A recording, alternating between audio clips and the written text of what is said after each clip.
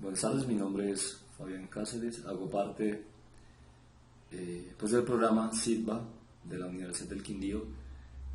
Vamos a abordar lo que es la unidad 4, lo referente a lo que es la descripción archivística, su marco normativo, entre otras cosas más. Inicialmente vamos a ver qué es lo que sería o la definición que se le da a lo que es la descripción archivística. La descripción como actividad científica es una forma de definición y de explicación. O sea, ambos aspectos se encuentran presentes en los propósitos de lo que es la descripción archivística, esto según Barbadillo.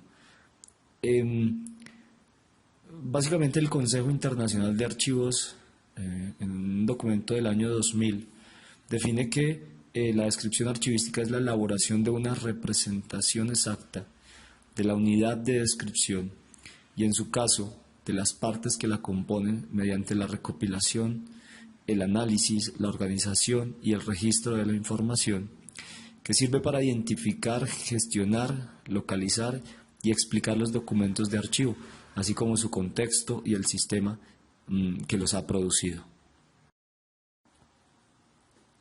Pasando a el marco normativo de la descripción archivística, pues tenemos varios segmentos de dicho marco. El principal o el primero sería la norma ISAT, que es la Norma Internacional General de Descripción Archivística, la ISAT-G, que nace de Estados Unidos, Canadá y Gran Bretaña, que son los países con mayor peso inicial en el proyecto de normalización, y aportan los textos que sirven de punto de partida para escribir lo que sería la ISAT o la norma ISAT-G. Uno de esos documentos es el APPM, que es un manual de descripción publicado por Hansen Steven en el 83, que es una adaptación de las reglas americanas de catalogación bibliográfica de los documentos de archivo, con la finalidad explícita de aprovechar los sistemas de intercambio de información que ya estaban en funcionamiento en el ámbito de las bibliotecas en ese entonces. Tenemos también el MAD o Manual de Descripción de Archivos, que es la primera edición del manual de Michael Cook, que fue publicado en el 86. La segunda edición se escribe en colaboración con Margaret Proctor y Michael Cook en el 89. Y la tercera, que asegura la compatibilidad con la norma ISAT-G, es del 2000. El tercer documento es el RAD, que serían las reglas de descripción archivística, publicado originalmente en el 90 por el Planning Committee of the Script Standards, que es un órgano del Buró Archivístico Canadiense o de Canadá. Esta sería en primera instancia, los documentos que de una u otra forma sirvieron para construir lo que es el marco normativo o lo que sería la Norma Internacional General de Archivo de Descripción Archivística, que sirve como referente para lo que es la descripción archivística en el país. Tenemos más o menos en un contexto nacional la NTC 4095 del 2013, que es la norma general para la descripción archivística. También tenemos la NTC ISO la 15489 del 2010, en el numeral 3.12, que habla más o menos de lo que sería el registro de las autoridades o de autoridades. También la NTC 6052, la ISAAR, que es la descripción de funciones, la ISDF, que es la descripción codificada, la EAD, que habla sobre los tesauros monolingües, la NTC ISO 1476, la ISO 154891 y la ISO 23081, apéndice 9 y la guía de metadatos del Archivo General de la Nación, que es básicamente una guía para la formulación de un esquema de metadatos para la gestión de documentos. Y obviamente, digamos, de lo más novedoso es el banco terminológico desarrollado por el Archivo General de la Nación. Eso sería un poco, digamos, en cuanto a normas a nivel nacional. En cuanto a un ámbito o a un contexto jurídico, tendríamos el decreto 1080 de 2015, que habla un poco sobre lo que serían los metadatos mínimos en la descripción, el registro de activos de información. Tenemos también el decreto 1081 de 2015, que es básicamente el reglamento único del sector. El acuerdo 042 del 2002 del Archivo General de la Nación, que sería los criterios para la organización de los archivos de gestión de las entidades públicas y las privadas que cumplen funciones públicas. Acá se regula como el inventario único documental.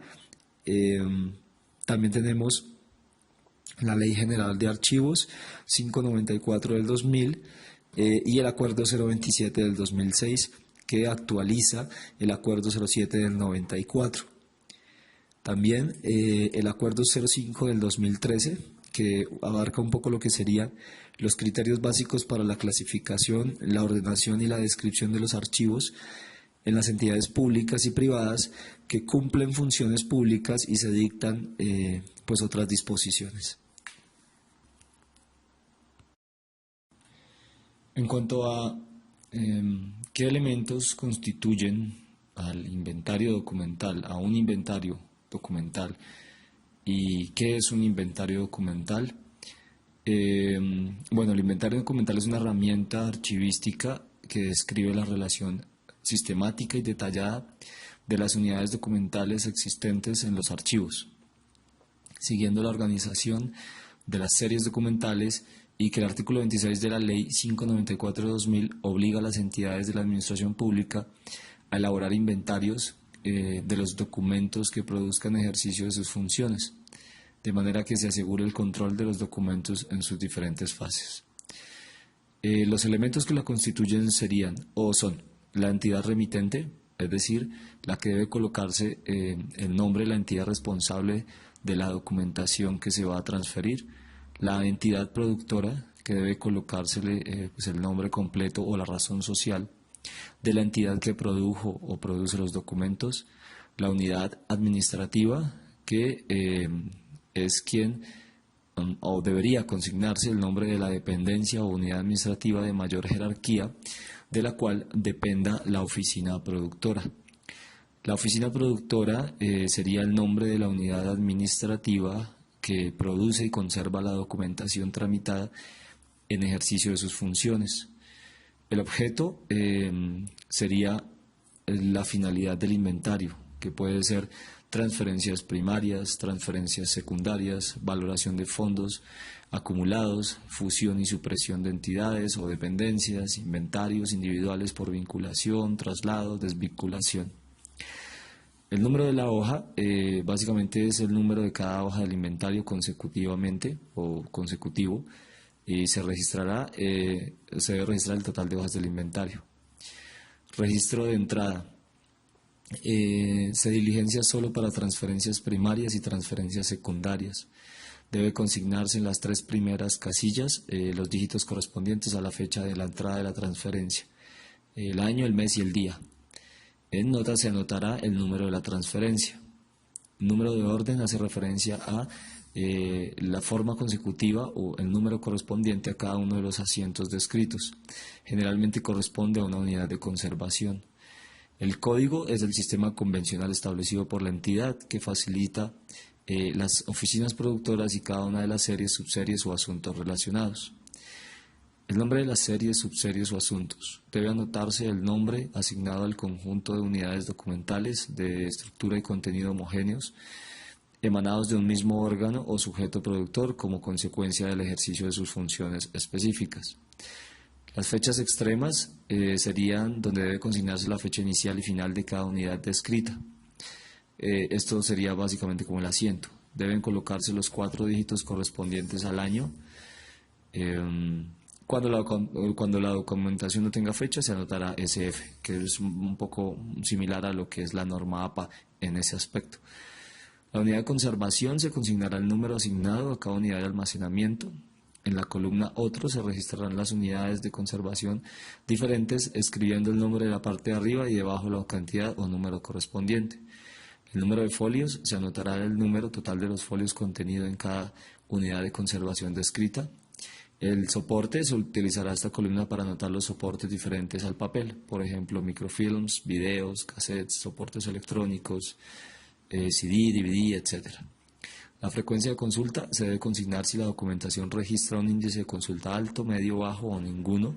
Para tal efecto se tendrán en cuenta los controles y registros de préstamo y consulta de la oficina responsable de dicha documentación. Esta columna se diligenciará especialmente para el inventario de fondos acumulados. Las notas. Se consignarán los datos que sean relevantes y no se hayan registrado en las columnas anteriores. Elaborado por, se escribe el nombre, apellido, cargo y la firma de la persona responsable de elaborar el inventario, así como el lugar y la fecha en que se realiza. Entregado por, se registrará el nombre y apellido, cargo, firma de la persona responsable de entregar el inventario, así como el lugar, nuevamente, y la fecha en que se realiza. Recibido por, se registrará obviamente el nombre y apellido, el cargo y la firma de la persona responsable de recibir el inventario, así como el lugar y nuevamente la fecha en que se recibió.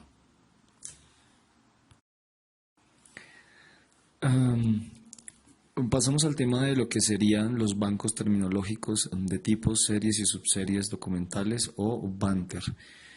En este caso, estos instrumentos archivísticos, que serían los bancos terminológicos de series y subseries documentales, fueron concebidos como una herramienta de estandarización para la armonización terminológica de las series y subseries documentales, que se ven reflejadas en el cuadro de clasificación documental de la entidad o de las entidades que lo estén usando. En ese sentido, se considera que los BANTER brindan una fuente eficaz de consulta para lograr una comunicación efectiva entre quienes planifican, producen, usan, administran, tramitan, custodian y preservan la información de las entidades. La normalización y armonización de las series y subseries documentales por parte de la noción misma que se entiende por serie y subserie documental, esto es acorde obviamente con el Archivo General de la Nación. En cuanto a la normativa del BANTER, está el decreto 1080 de 2015 que habla sobre la inclusión de los BANTER en el listado de lo que son los instrumentos archivísticos. El decreto 2609 del 2012, que reglamenta el título quinto de la ley 594 del 2000, la ley 1437 del 2011, la norma internacional general de archivos de descripción archivística, la ISAT-G, nuevamente como estructura de normalización terminológica, y la circular externa 0003 de 2015 en su parágrafo de identificación de series y subseries documentales. En cuanto a las tablas de control de acceso, la ISO TR 15489 del 2001 define la tabla de acceso y seguridad como un instrumento formal de identificación de los derechos de acceso y del régimen de restricciones aplicables a los documentos. Es una herramienta necesaria para organizaciones de cualquier tamaño y bajo cualquier ordenamiento jurídico. Cuanto más compleja sea la organización y su marco reglamentario, mayor será la necesidad de normalización de los procedimientos de aplicación de las categorías de acceso y seguridad. El Archivo General de la Nación define las tablas de control de acceso, TCA, como instrumento para identificación de las condiciones de acceso y restricciones que aplican a los documentos.